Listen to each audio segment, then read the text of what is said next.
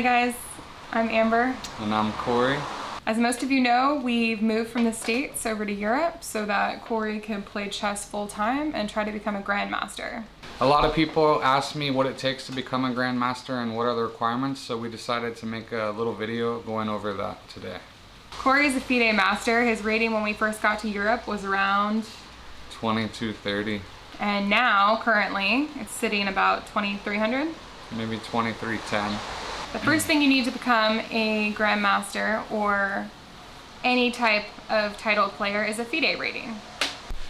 FIDE is the world rating system, and that's how all master titles are given out, is through that rating system.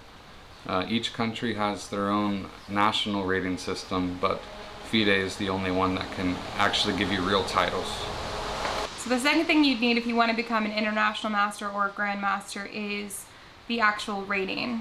One thing a lot of people don't understand is that there's many different levels of master. There's Candidate Master, which is 2200 and FIDE or higher. And then there's FIDE Master, which is what I currently am, and that's 2300 or higher. The International Master is 2400 or higher, and the cream of the crop, Grandmaster, is 2500 or higher. So if you reach a rating of 2500 at some point in your career, and then you drop way back down, but then you're able to obtain the 2 norms to become Grandmaster, you're still able to get that title. That's right. Okay. So the next level for Corey is International Master, and then his ultimate goal is to become a Grandmaster. Yes. The third thing you need is a norm. What are norms? Norms are tournament performances, basically. So you have to play at this Grandmaster level or International Master several times before you get one norm. So it depends what level of master you're trying to reach. You have to perform at 2450 to reach an IM norm, and you have to perform at over 2600 level to get a Grandmaster norm. You need 3 norms to become an International Master, and from what I've been reading, I think you only need 2 norms to become a Grandmaster. There's some other stipulations that go along with getting a norm, so we'll kind of throw this into number 4. Number 4 is you have to play in a 9-round tournament. So it can be a 10-round or an 11-round tournament, but it cannot be a 5 or 7-round tournament. It has to be at least 9 rounds for you to be able to obtain the norm. And you cannot play more than 2 games in a day, so the games have to be very long time control where everyone can think hard and try hard. And the purpose of the norms is so that you can't just get lucky. You have to play consistently at a certain level. So the 5th thing you need to achieve a norm is to play at least 3 masters in one tournament, and you also have to play 3 people from different federations. So it is possible to achieve like 2 of those things at once. You could play another master from a different country, and then you kind of knock out 2 of those things at once.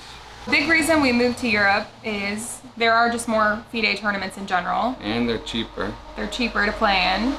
And basically every single person he plays is going to be from a different federation than him. We haven't been to a tournament yet where there's been another American. I'm the only one. So how many tournaments have you done so far? So in about the last 2 months we've been here, I've played in 6 different tournaments. And in every single one I've managed to go up in rating points. So I'm very happy about that.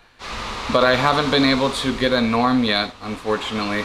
So I think our next step is to try to go to some closed tournaments where they only invite super strong masters, and there's only going to be about 10 players in the tournament. The other tournaments we've gone to so far, there's been anywhere from 50 players up to over 300, so it's been really big tournaments. But now I'm gonna try my hand at some smaller closed invitational tournaments where you just play against people that are already Grandmaster and International Masters. And that the whole purpose of the closed ones is to obtain a norm. In the open tournaments, people are playing for prize money, and you play against people of all different levels. You can play against little baby kindergarteners, or you can play against a super Grandmaster in the next round. But at these closed invitational tournaments, you're not playing for money. People are just playing for the norms, trying to reach the next highest master level.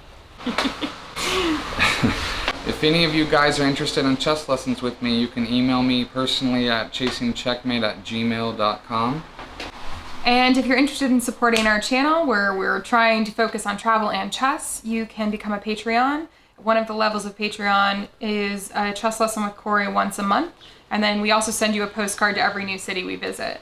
So if you guys find this video informative in any way, please hit the like button or subscribe, and we would really appreciate the support. Yeah, we are a very small channel, so every little bit helps.